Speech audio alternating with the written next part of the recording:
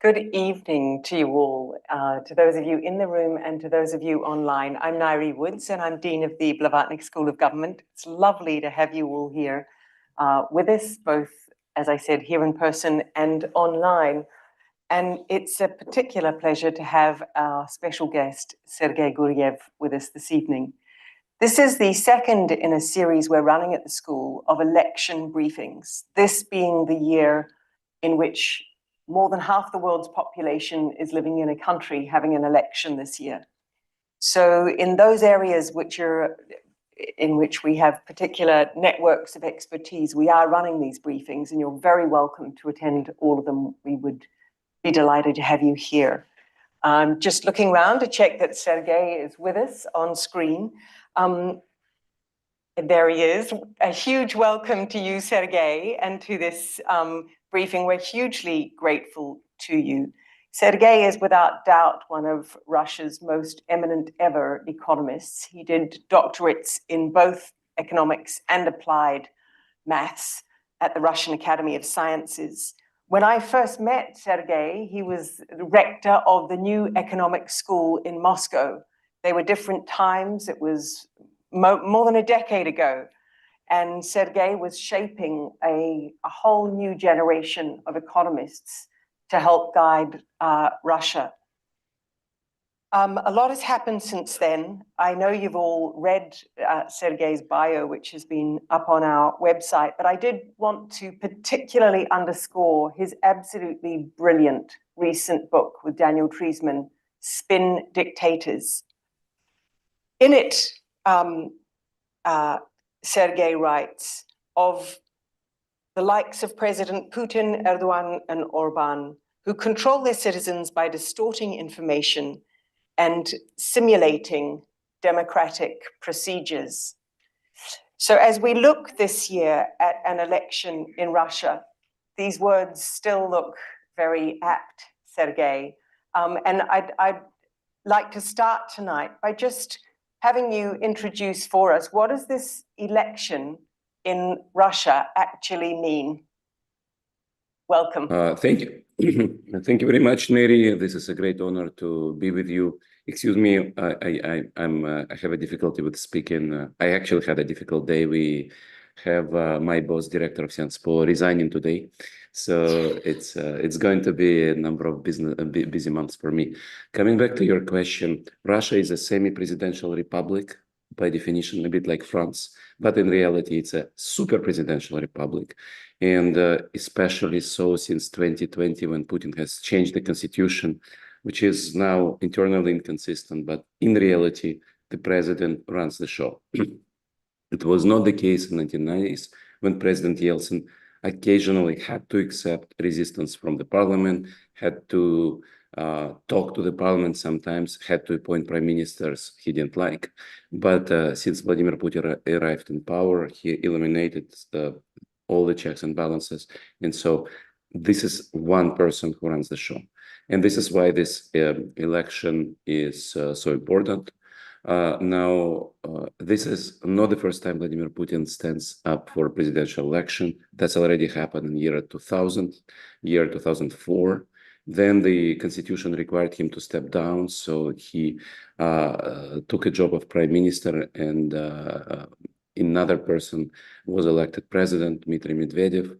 Then after 4 years, Putin came back again in 2012. By that time, Medvedev has changed the constitution, so his term in power has been prolonged to 6 years. So from 2012 to 2024, Putin served 2 more presidential terms. And actually, everybody in recent years was puzzled about 2018, 2019. Everybody was puzzled, how is Putin going to stay in power after 2024? Putin designed a very simple solution. He rewrote the constitution saying, we actually reset the count. With a new constitution, we need to reset the count, so no more this history of 4 terms before, so we start from 0. So now he stands for another 6-year mandate, and he can theoretically stand for another 6 years after that. So up until 2036. At which time he will be 84 years old. So this is the election. Now, this is the election which is the least transparent election in Russian history. In all Putin's elections were distorted. There was always fraud. Sometimes this fraud actually resulted in mass protests when people saw that he stole an election. But in 2024, the situation is even worse than in 2018. All independent observers are eliminated. He actually handpicked his own opponents. There are three very weak candidates, all of which support Putin, support the war. So it's a bit like Chinese or East German multi-party system, if you like. And also, he created this system where the voting goes on for 3 days. So you vote on Friday, then they take the box, the ballot box, and put it somewhere for a night so they can actually do certain things with this box during those nights. And then on top of that, he introduced electronic voting, which already was tested before, including in 2019, where we saw that this electronic voting is not independent, is not monitored, and can produce results that he wants. So all in all, we see that this election will probably give Putin 80+%. This is the number that was announced by his pro-government experts. And these people usually are very good in predicting official results. Whether these official results reflect the real results is a different question. But if you look at the predictions of pro-Putin experts, they always are right on target. So we should expect that Putin will announce 80+%. Now, this means that nobody actually believes in those results, and it's very likely that Europe will say that we don't think that these results reflect the will of Russian people. I think it's quite likely. That doesn't change much because Putin is already a wanted criminal. International Criminal Court has issued an order for his arrest, so he cannot travel to UK, Germany, or France anyway because he will be arrested on arrival. So that doesn't really mean much. Yet this is one of those important elections in Russia where every 6 years, before it was every 4 years, you choose the head of the state, which has enormous powers in reality, but also in the latest constitution. So that matters. That matters. Now, you mentioned about our book about spin dictators. What we write in the preface to the second edition of the book, we say that Putin's regime is no longer a spin dictatorship. There are still some elements of spin dictatorships remaining, but we said that in the beginning of 2022, in February 2022, he moved back in time to the fear-based dictatorship, where repression is no longer hidden. There is a wartime censorship. So for a conversation we have today with you, both of us would go to prison for many years. All independent media were closed. Facebook and Twitter are blocked. And so in this sense, it's a completely different regime. Yet it keeps the elections because it's very hard to get rid of elections. On the other hand, these elections are completely different, even from the election 6 years ago, and especially from the election, say, 12 years ago. Thank you, Sergei. And just on that, why bother with the elections now that he can rule by fear? In Spin Dictators, you gave us a good sense that in a way that the simulated democratic forms meant that the spin dictators could rule with less coercion. But you're telling us the full coercion's there now, so why bother? And what do the elections mean for Russian people? It's again this legacy of the previous system, where he had a big spin doctor department, what's called the internal politics department of administration of the president. So there are people in the system who ran those elections in the previous years. So they try to say, look, you still need us. You shouldn't fire us. We're still useful.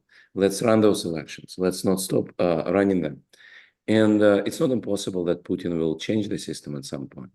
But it's just too little time which has passed since the beginning of the full-scale war in 2022. So there are still elements of spin dictatorships which remain.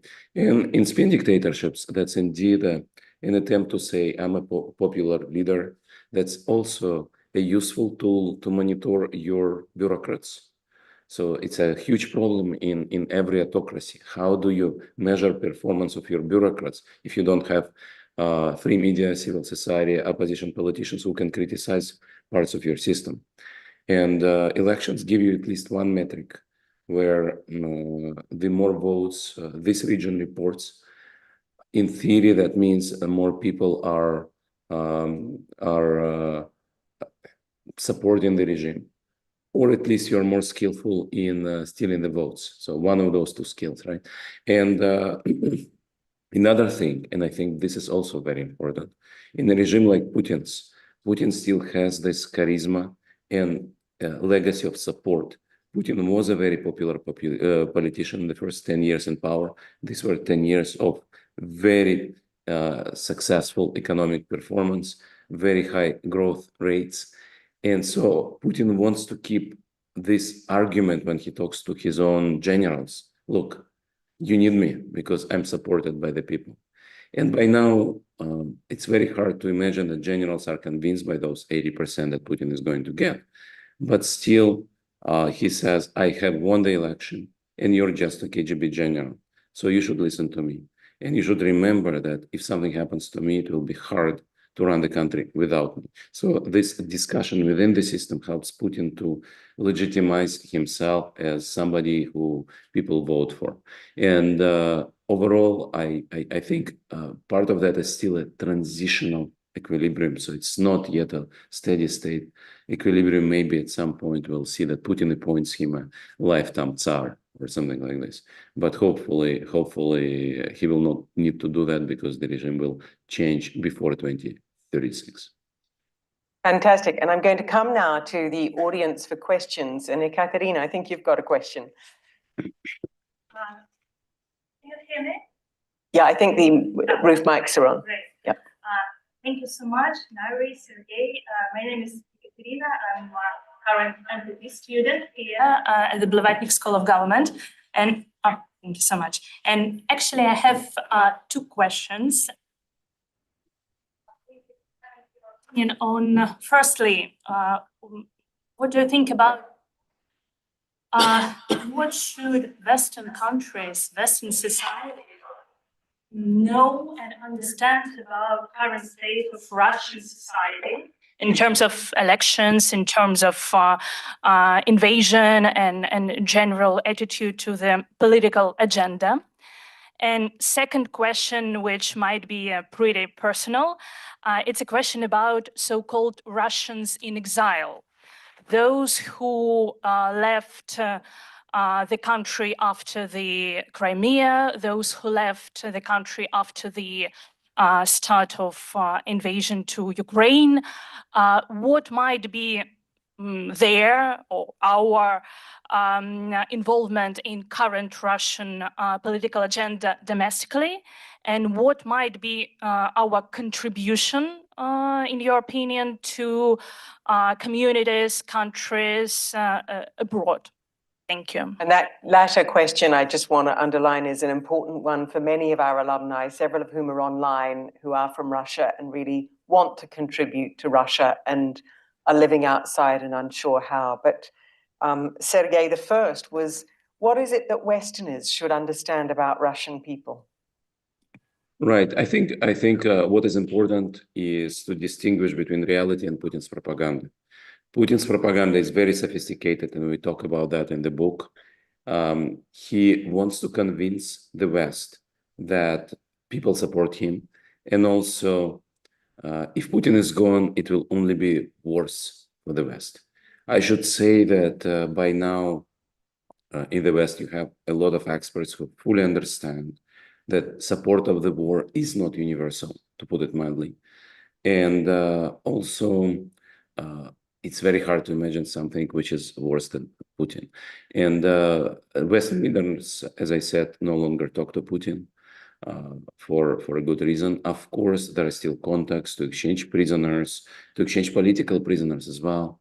But overall, it's clear that Putin is a criminal, and this is already announced in this decision that I made by I mentioned made by International Criminal Court. Now, what is the most important issue is support for Putin and support for the war. If you look at polls, you should remember that polls are no longer informative. When a pollster calls you and asks you, are you supporting Putin? Are you supporting the war?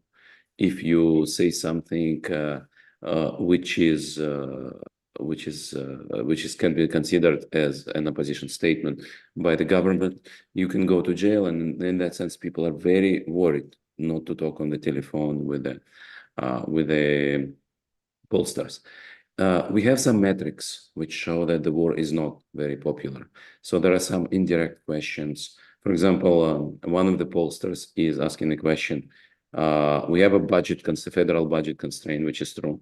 So when we need to choose where to spend our money, would you choose spending on the war or spending on social and economic purposes? And half of Russians say not the war. And 1/3 says war is good. Yeah, let's spend on the war. And the rest don't want to answer. So in a sense, the core support of the war is quite limited.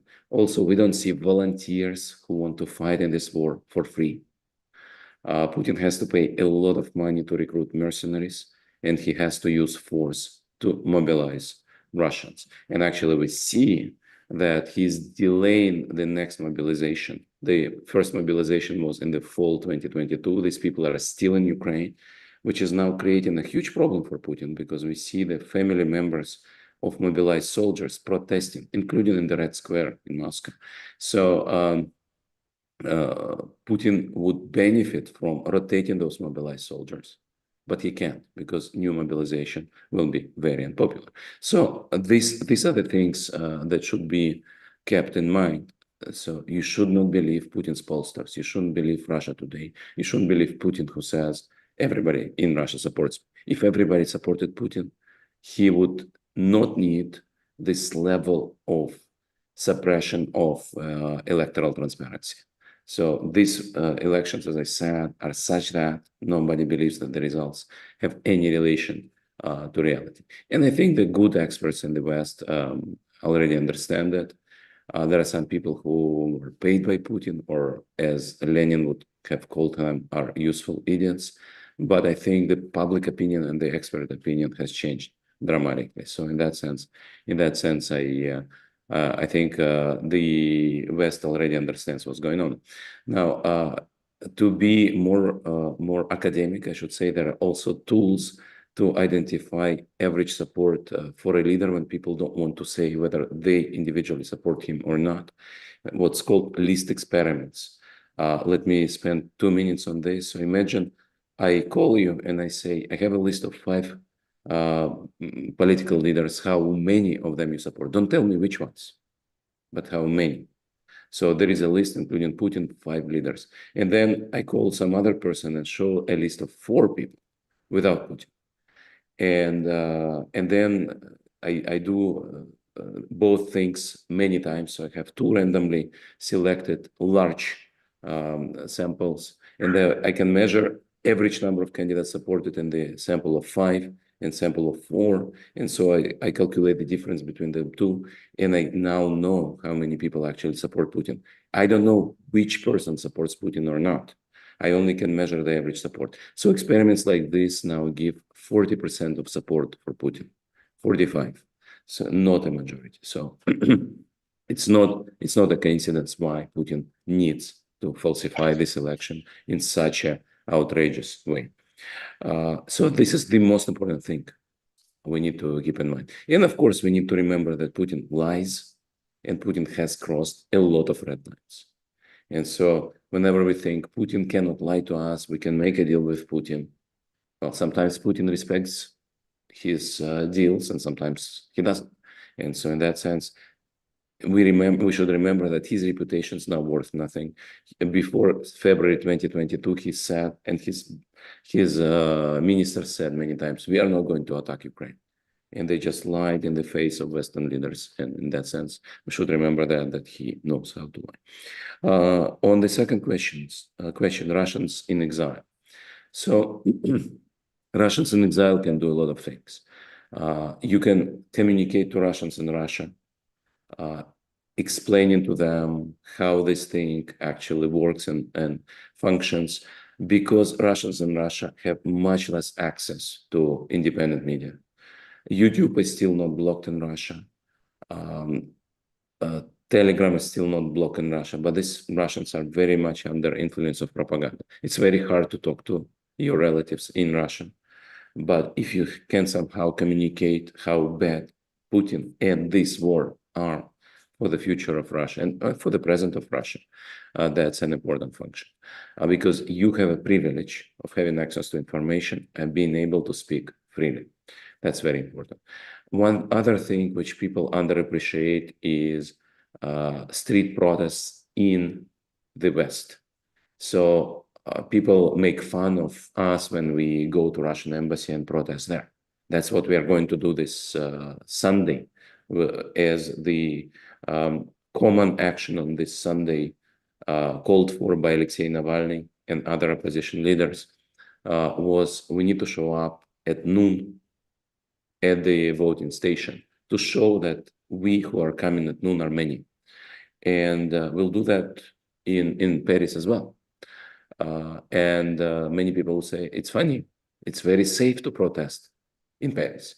But in fact, we need to show to Russian diplomats, and most importantly, to the Westerners, that we are many. And this is an important function. It's safe, and it looks like it makes no difference and makes no impact, because when you protest when it's safe, it's not an act of bravery. Yet in these countries, people do take to the street, even though it's absolutely safe on all kinds of issues, and so we should do that more. And I think this is hard to. It's actually hard because people don't really appreciate why people should take to the street when there is no danger. There is actually danger, because face recognition works even in Europe. Putin's agents film people, and there is actually a case where a woman was protesting in Los Angeles, then she came back to Russia and was arrested. So, and these are things which also take some courage. Another thing is help financially. Opposition organizations, especially civil activists who remain in Russia, and finally help each other. Russians in exile are in trouble. A lot of people moved overnight. They lack documents, they lack place to live, they lack jobs. And so helping them, including providing psychological support, but also helping explaining how Western society works, how to settle down in the West. That's a very useful piece of advice. And I think we know there are plenty of those civil society organizations in the West which help each other, which is great. And finally, many Russians in exile now work on visions of post-Putin Russia.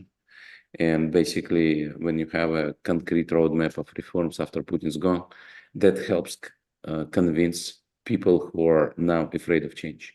So if you communicate to them that after Putin, Russia will be such and such, and will become a normal European country, that also a very important piece of work. Thank you so much, Sergei. Chris.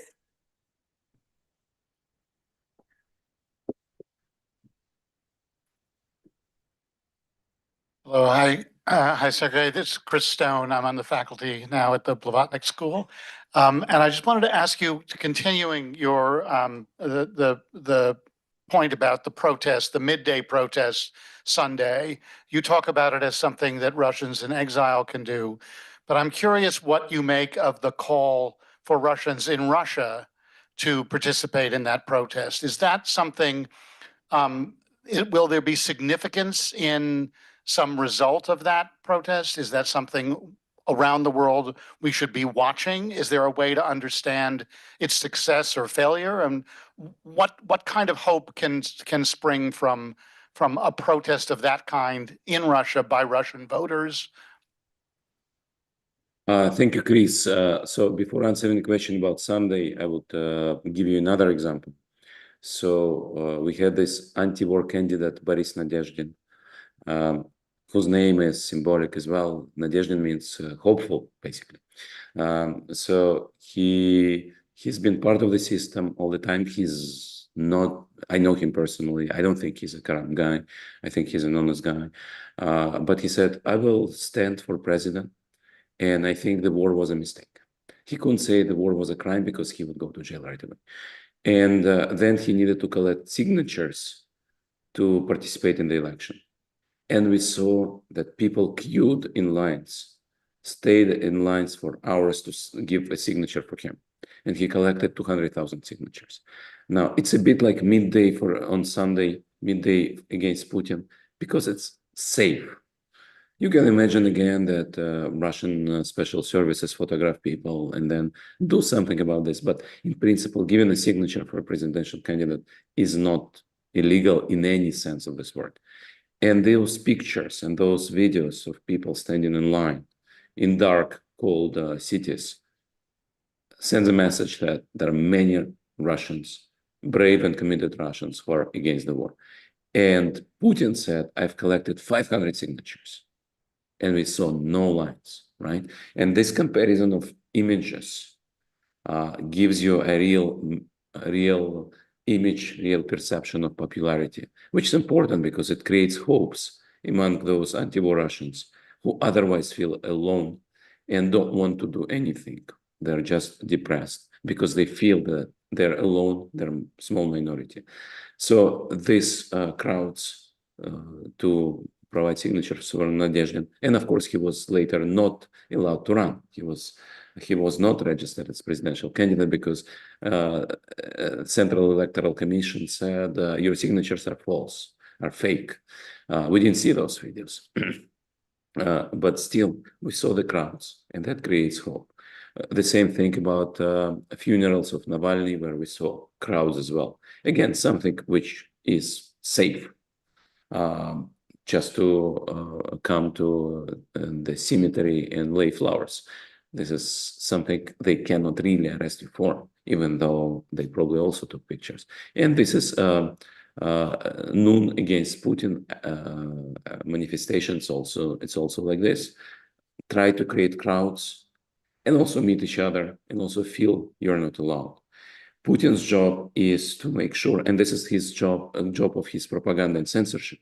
Putin's idea is to convince everybody you're a small minority. I control the majority. And that is, of course, disincentivizes people to do any political activity against Putin. And so those crowds, however small or large they are, will be very helpful to incentivize people, to motivate them, and also to send a message to the whole world. Now, how big these crowds will be, I don't know. But hopefully we will have a lot of people who show up at noon on Sunday. And this I think is very important. Brilliant. Next question. Yeah, can we bring the microphone to this? Do introduce yourself, please. Thank you. I'm Alex from the Oxford New Russian Society. So my question builds on Ekaterina's question, and I would like to know, to what extent do you think decisions by the EU and some EU countries, like banning the imports of Russian cars and shortening visa durations, play into Putin's hand? To what extent do you think this is a propaganda win for him? That really helps him. Regarding shortening visa duration, I think European countries are really worried about penetration of Putin's agents in Europe. But again, this is something that what they say, and I'm just repeating what they say. But, they're saying we had a privileged treatment of Russians relative to other countries, and now we just go back to normal. So European visas for Russians were longer, cheaper, faster, and now they go back to their normal activity. So they send a message that Russia is no longer a privileged partner. I don't know to what extent it's true, but overall, Putin wants to send a message that Europeans hate us, not just me, but all of us. And that's his propaganda. And so whenever Europeans stand up and say, we actually like Russians, we support Russians in exile, which is actually the case. As far as I understand, no single Russian has been deported back to Russia from Europe. Whether you overstay your visa or not, that's not happened. It's very hard to get asylum. It's very hard to get residence permits, but even there, that's been a great change. So Germany has introduced humanitarian visas, and many Russian activists have obtained those visas. European Parliament actually proposed what's called democracy passports for pro-democratic Russians. The European External Action Service is funding a lot of activities for independent Russian language media, human rights activism. So there is support for Russians in exile in Europe. It's not sufficient, but of course, propaganda wants to say that Europe is against all Russians, not just me. What I did a month after the war, I wrote an op-ed for The Economist, and you can look it up. Look up this op-ed, and I'm saying that pro-European Russians in Russia or in exile are allies of Europe and Ukraine. Whatever happens after Putin, we need a democratic Russia to restore peace and prosperity on the European continent. Ukraine and Europe need a democratic Russia. A democratic Russia will be built by pro-democratic Russians. And so you need to remember this, you need to support them. You should not discriminate them. And this is, I also wrote an op-ed about this after assassination of Alexei Navalny. I wrote that Alexei Navalny was one of the biggest allies of Europe and Ukraine. And honestly, I should say that Europe has saved Alexei Navalny in 2020 and supported his organization, his colleagues as well. So of course, there is no reality in Putin's propaganda. So this is completely false. Europeans like Russians. Next question. Thank you. Yes. Hello, my name is Ray Morris. I'm not academically interested in this, but I used to have lots of contacts in Russia, and gradually they fell away because people were told it was not safe to contact me anymore. But what I have found is that people are very disconcerted and very concerned about the present move to alter the school curriculum to indoctrinate younger children about what reality is, to be quite honest. I wonder if I could get your views on that. Thank you very much, Ray. It's absolutely right. This is a very significant move. So when I talked about spin dictatorships and fear dictatorships, everybody should read this wonderful book, I should say. There in the book, we talk about ideology and brainwashing. And spin dictators who pretend to be Democrats don't have that. They don't brainwash kids in schools because they don't have an ideology. Putin's Russia still is not succeeding in creating ideology. What is going to be taught in school is a strange mix of various bits and pieces of Soviet ideology, Tsarist history, Eastern Orthodoxy, strong leader views, conservative values. So all of that is a strange mix. But anyway, the very fact that there is now brainwashing in school and the teachers denounce kids who don't like the war, it's a big structural change. I myself was a school kid in Soviet times, and imagine how parents should worry about that. You're young, you don't understand what's going on. So if you suddenly start talking in school what the parents talk to each other in the kitchen back home, that endangers the parents. So you create this what's the Orwell's word, double thought, double thinking, where you have to create a schizophrenic identity where you cannot even talk to your kid about what you actually are thinking, because it's dangerous for you, because the kid can say something unnecessary in the school. So this is super, super important. Sergei, could I ask you, just under a decade ago, you stood in this hall, actually, and you gave us an early glimpse of the work behind Spin Dictators and the way Putin was one of the first leaders in the world to really understand how to use citizen trolls and how to use modern communications technology for control and power. And I wonder, and that is something we've now seen so many other leaders follow him on. Is he now leading in something else that we should be watching because all the others will follow him? You know, will we watch the other spin dictators in your book become fear dictators, or you know, what's the cautionary tale in this? This is a very good question. And indeed, already before 2022, we said that there are people who go back from spin dictatorship to the old model of fear dictatorship. And an example would be Venezuela, where Chavez was a typical spin dictator and Maduro is a typical fear-based dictator. And so it's not uncommon. When a spin dictator suddenly sees that he cannot function in a spin mode, he can try to go back. He can try to stay as a spin dictator and lose. But spin dictators do face a lot of challenges. And the main challenge is if your educated class grows, if people more and more understand that you're not a good leader, it becomes more expensive to silence the educated class, the informed class. You need to bribe them into submission, co-opt them, or use targeted censorship and repression. But the more opposition you have, the more noticeable your targeted repression is. So there is a challenge here. And you can try to suppress educated class, kick it out, but then economy will stop growing. And so the other part of the population will start asking questions. So it's hard to be a spin dictator. Being a fear dictator is not too hard, but it's dangerous. If you run your country by fear, you yourself can be killed. And this is also something we show in the book. This is why people prefer to be spin dictators than fear dictators. But yet some of those people make this choice. And so I'm sure that Putin is not the last spin dictator who goes back to fear. On the other hand, we also see how spin dictators just lose power.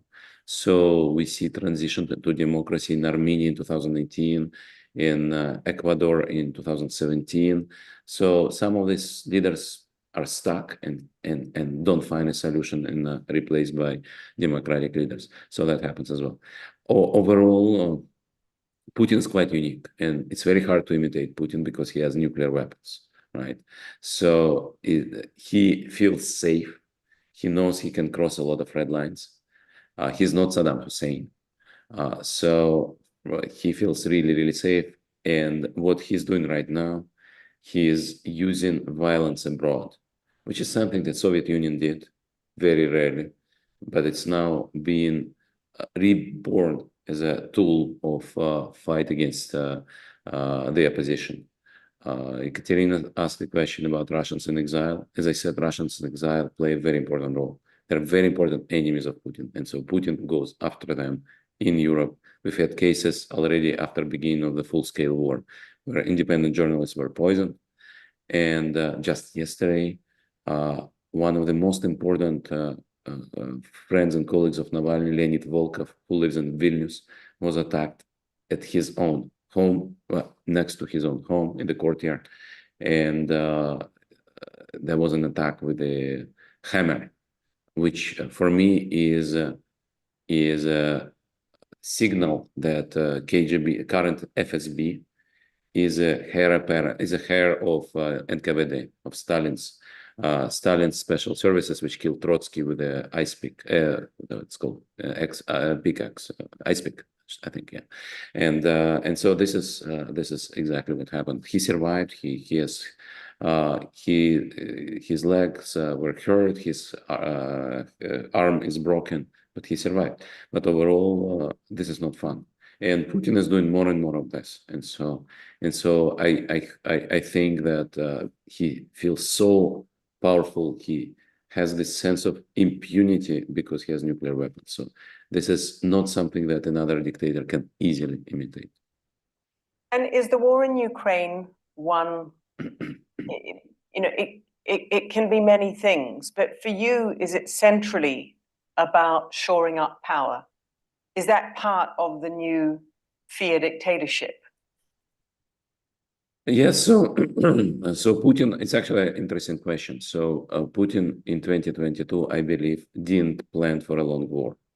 So when he attacked Ukraine, he thought, I will replay 2014 So what happened in 2014, the economy was slowing down, his popularity was going down. And so he saw this wonderful opportunity. He attacked Ukraine, he annexed Crimea, and then boosted his popularity through the roof. So that works because Russia is a post-imperial country, and imperial nostalgia is very, very strong. So his ratings, popularity, approval ratings came down again. He tried to poison Navalny. Poisoning of Navalny in 2020 was a typical spin dictator trick, because Putin said, it's not me, I'm denying this. It was all investigated and proven, but the idea was to do it in a very covered way, saying that Navalny just died or whatever reasons, we don't know. And that didn't help him. So his ratings stayed low. And so he wanted to replay this quick, small, splendid, victorious war. Take Kyiv in 3 days, replace government, maybe even have fraudulent elections, who knows? And then go back to his voters saying, look, I'm powerful again. Let's respect me again, because I'm restoring power. I'm restoring reputation of Russia as a great power. That didn't work. And this was exactly the moment where he, in the first week after the invasion, he closed down all independent media, adopted those open censorship laws, and blocked social media, some social media, not all social media, Facebook, Twitter, and Instagram. And then he started to put people in prison at the rate which we've not seen before. So this change from spin to fear was essentially caused by his miscalculation that he could replay annexation of Crimea in 2022. This time around, the West was better prepared, Ukraine was better prepared, and Putin also underestimated the strength of his own army, which, as I said, is a normal thing for a dictator. You don't have feedback. You are surrounded by yes men. So it's not a bug, it's a feature of every dictatorial regime that you are overconfident. You don't get enough feedback on your deficiencies. Thank you. Next question. Yeah, Ivan.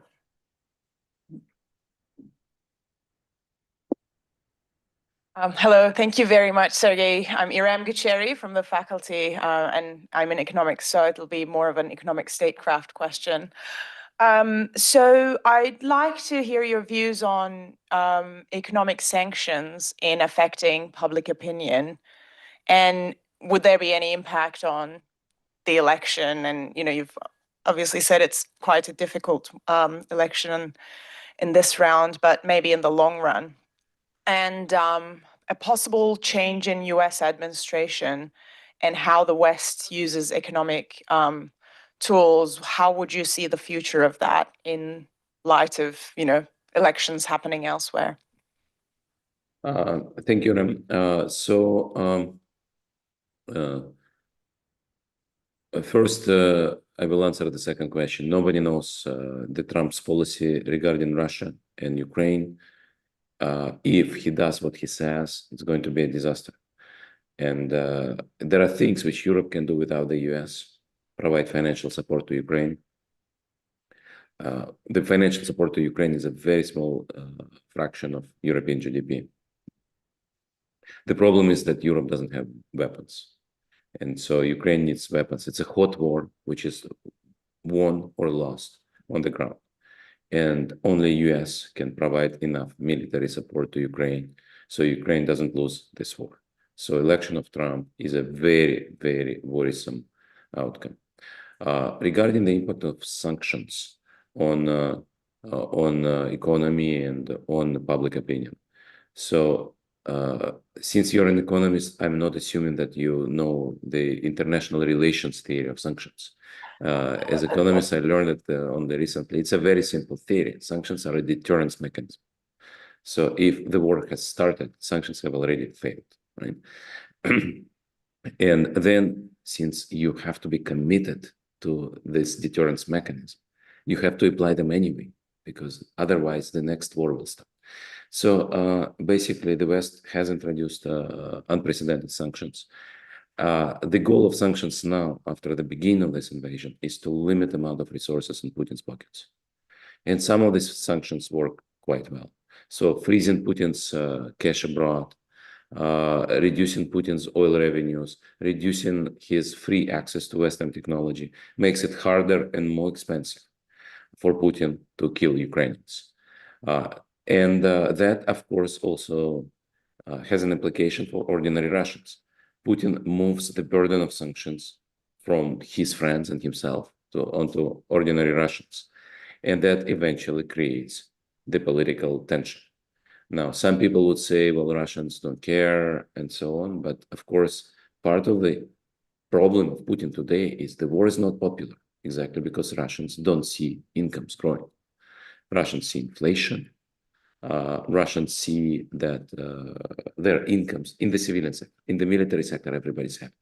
But in the civilian sector, people see that interest rate is much higher. Interest rate was raised by the central bank from 7.5% per year in July to 16%. So now Russian interest rate is higher than Ukrainian interest rate. So civilian businesses have to pay very high cost of capital.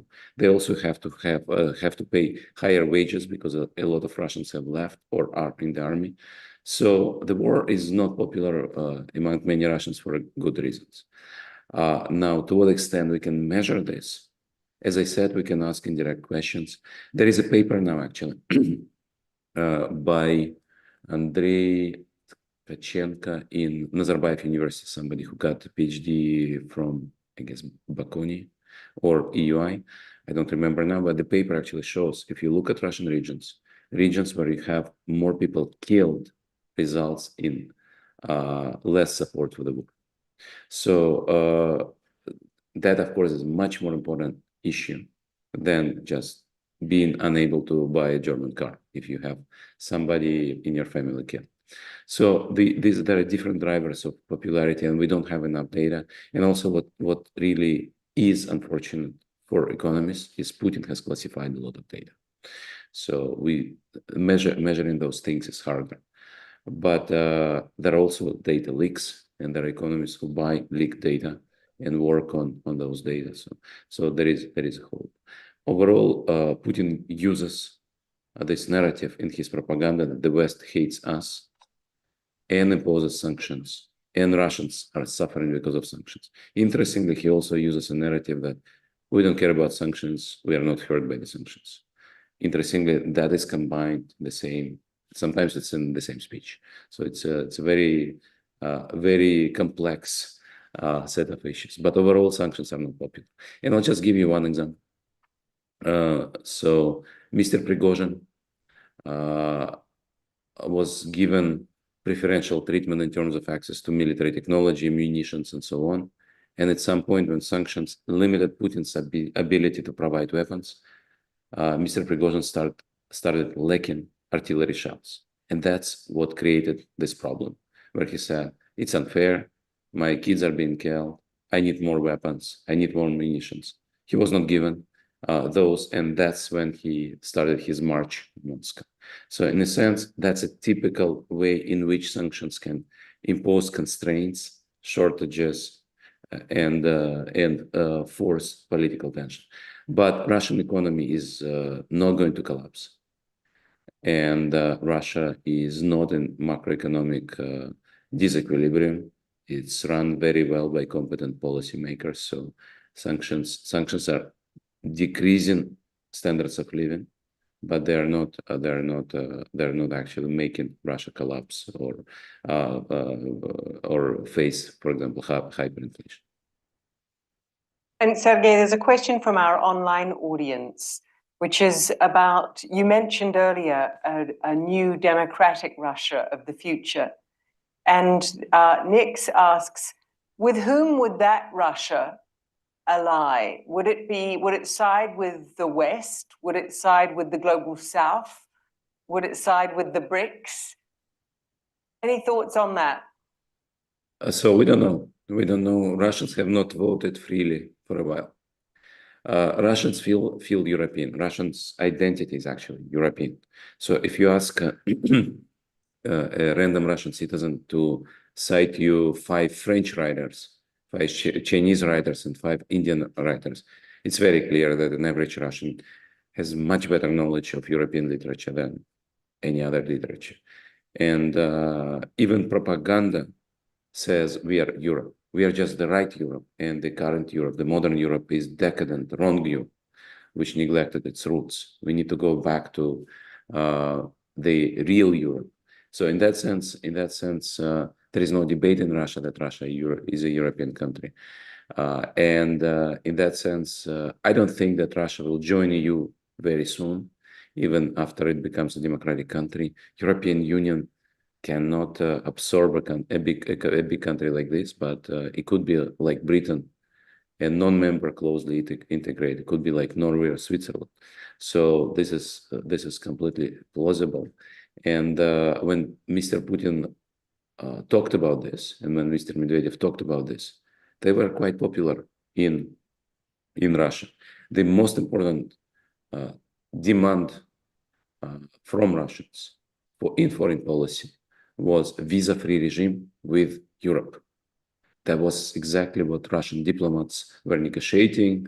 This is exactly what the Russian president was asking for. And in that sense, this is showing you the inspirations of ordinary Russians. But honestly, we don't know. Honestly, we don't know, because we don't know how Russians would vote in a free election. Thank you, Sergei. Is there a last question from the hall? Yes, at the back.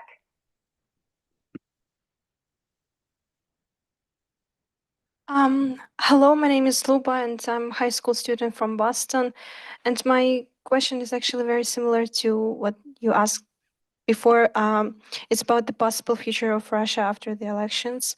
And my favorite author is Gabriel Garcia Marquez, and I found lots of similarities between Latin America history and Russian history, mainly because of the dictatorships in the past.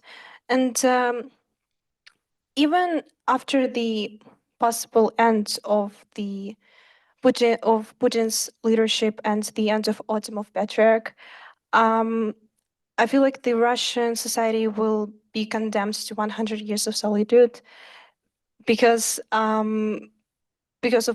Putin's propaganda of European hatred against Russians. And do you think it would be hard for Russian society to integrate to European and to shift from the current authoritarian regime to the free democratic state? Thank Can you. you undo the propaganda? Sergei. This is a very difficult question. Putin's propaganda is actually unprecedented in its scale, scope, and sophistication. So I don't have a good answer for you. I would just say that the world has changed since Gabriel Garcia Marquez. If you look at the 100 Years of Solitude, Macondo, the place where the action takes place, is isolated from outside world. Russia, once we remove censorship and propaganda, will be much better connected to the rest of the world, including Europe. Russians already travel, they will travel. Now, I would recommend highly to read another Latin American author, Mario Vargas Llosa, which is a bit like the Feast of the Goat, which is a bit like Gabriel Garcia Marquez's Autumn of the Patriarch. It tells a true story of Dominican Republic's dictator, Trujillo, how he was killed by his own officers, and how actually the Dominican Republic moved to democracy. And this move was orchestrated by people around Trujillo, including somebody like, I would say, Dmitry Medvedev, a clown that this guy appointed a president. Well, not a clown, a poet, but he was considered to be a clown. And so these things happen even in very dictatorial regimes. Another observation point about Russia that can give some optimism is 2018. In 2018, Russia hosted World Cup, Football World Cup. So a lot of people came to Russia. And it was in Putin's interest to avoid xenophobic accidents. So what they did, they turned off propaganda machine, xenophobic part of propaganda machine. And then every tourist you talk to who's been to Russia, who was in Russia in 2018, was struck by how welcoming and normal and nice Russians are. So there is hope, but I should say that as an academic, I should not be I should not, I should warn it's just a speculation. Sergei, we started tonight with the Spin Dictators book, and it is truly a fabulous book. So do get it, do read it. The other two dictators that figure prominently in it are Erdogan and Orban. What do you think their pathways look like? I think Orban will remain a spin dictator. He's in Europe. It's very hard for him to become a fair dictator. He has to pretend because he also depends on European money. And Europe has done a good thing. Finally, Europe has learned that it has a leverage over Orban, and it can condition certain things on rule of law and so on. And I don't see how Orban can have political prisoners, for example. I don't see how Orban can do what Putin does or Maduro does. I don't see that. Overall, he remains a spin dictator and a very, very successful one. Erdogan is another thing. He's actually balancing. He still has elections. Election was won in a runoff last time. But as a spin dictator, he could choose who stands up against him in the election, right? But on the other hand, during 2016, he put a lot of people in jail. So there are elements of fear dictatorship already. But this is somebody who's also very skillful, very opportunistic. It's actually not easy to figure out whether Turkey is a partner of Putin or a friend of Ukraine. Turkey has blocked the straits, which saved Odessa, because Putin now has only Black Sea fleet in the Black Sea. The other fleet could not enter. Erdogan provided Ukraine with drones and other stuff. On the other hand, Turkey is one of the biggest enablers for Putin's sanction circumvention. And Erdogan talks to Putin as a friend. So all of these things are very interesting, how these people work out those things. So Erdogan can become a fair dictator, but actually by now, he's probably too old and too weak, because the last election has shown that almost half of the country is against him. So it's going to be difficult for Erdogan also to go back to fair dictatorship, because one of the problems he has is the army is against him. So it's going to be very hard for him. So I'm not too scared of a fair dictatorship in Turkey, but we can make mistakes. We saw a very brutal dictatorship in Greece, in Portugal, in Spain. So these are very European countries, and yet we had brutal dictatorships, some of which lasted decades. But on an optimistic note, after that, these countries democratized and became members of European Union. Sergei, thank you so much. You've had a very long day, the unexpected stepping down of the head of your organization, and still you were here with us on time, delivering the most extraordinarily deep view of what's happening in Russia, the lessons for elsewhere, and also a positive vision of which you hold tight in your heart of a democratic Russia that will happen tomorrow, and the role that Russians abroad and supported by the rest of us can play in helping that to happen. I cannot thank you on behalf of this audience who have been hanging on your every word. I cannot thank you enough. Please join me in a huge round of thanks to Sergei Guriev. Thank you so much, Ngaire.